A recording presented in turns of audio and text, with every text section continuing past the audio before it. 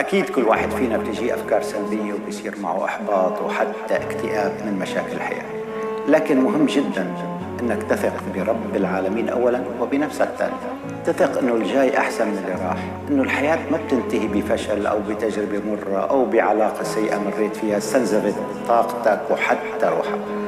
طالما عم يطلع عليك صبح جديد معناها في أمل أنك تتجاوز مشاكلك وتحقق اللي ببالك مهما كان شكله صعب أو حتى مستحيل.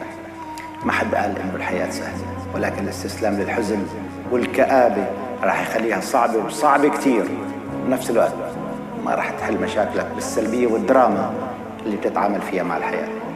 قول يا رب وشوف كيف راح تتجاوز كل شيء ولو بعد حين.